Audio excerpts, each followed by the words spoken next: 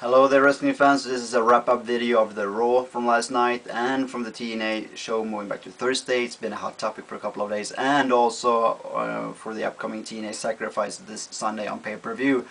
I've been out of touch somewhat for a couple of days, and people asking me, posting comments in my channel, where are you, why aren't you responding? I can tell you I am getting back to you, I just have had a lot to do recently, so that's why. So, Raw review last night.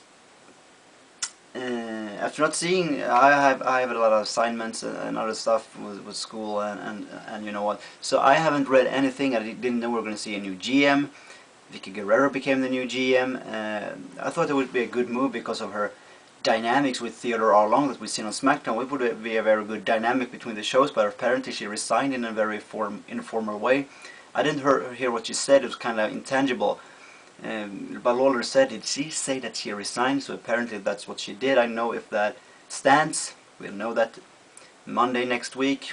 Till then there will be rumors and a lot of rumors, and rumors are rumors till the contrary has been proven. So we'll have to wait and see next Monday on Raw what goes from that, what derives from it. Yeah, I thought it was a good move because she has a lot of heat. But whether she resigned or not, that's intangible as well. We have to see. I didn't know we were gonna see Meatloaf on the show. Interesting surprise. Gonna get a lot of media exposure. He was very big in the 90s, huge star in the 90s, still pretty relevant. And they had two pretty good hosts tonight, and they apparently made the move that they are going to lose their authority. They are going to be hosts, but that's it. And I think that's a good move because we've seen this battle back and forth over the last couple of months that they have indeed lost their authority, some of the guest hosts, and the decisions have apparently been done over their head, even on TV, them not being as relevant anymore. So they're just being there as some sort of a addition to the entertainment, the variety show that Raw is. That's a good move. Next week, Buzz Aldrin. That's a buzz for sure. His big name, I believe he's about 80 years old or something. One of the first men on the moon.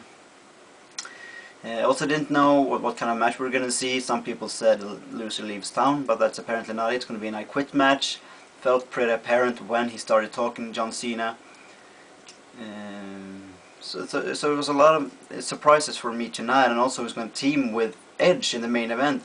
Very refreshing to see Teddy DiBiase. I just didn't like that they lost that match. I thought they should have won.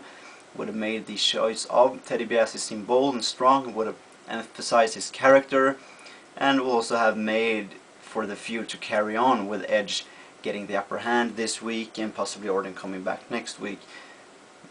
Once again emphasizing the choice of Teddy DiBiase on that very team. Then we'll go on. So all in all, it was a pretty good show. I mean, a lot of surprises for me. But all in all, it was not a fantastic show, but it did pretty good.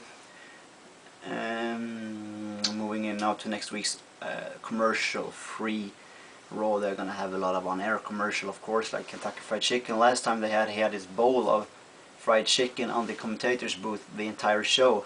Lawler, that is. TNA moving back to Thursdays. Wow, they're just making bold, rash moves over on that show right now in that company. I don't know what they're thinking, why they're doing all this.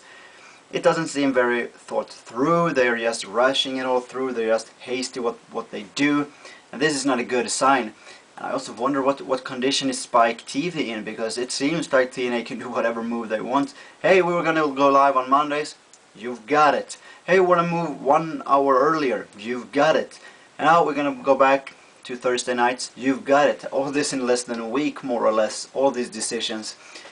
So apparently they have a lame duck status, has Spike TV, towards Hulk Hogan, Dixie, and the other officials, authorities in TNA.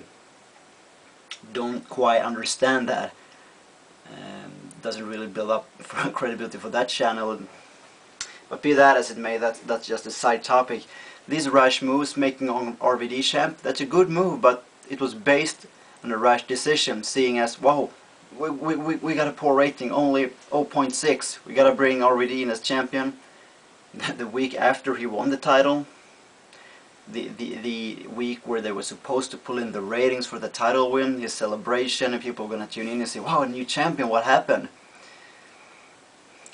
well, they got an 0.5 rating. And so apparently AJ Styles wasn't the problem. He wasn't the problem. More or less it could be that TNA original fans was turned off by the way they handled AJ Styles.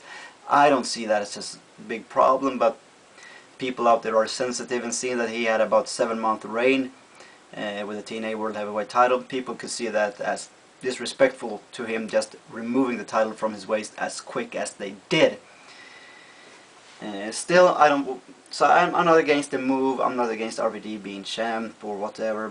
Despite I'm not a big fan of. He's a great in-ring talent, but I've never been that quite fond of him, and I don't like how he talked about, well, Earth's finest on TV. Yeah, I know there's some drug liberals in America, and according to them, what he does is okay, but to me, it's not. So.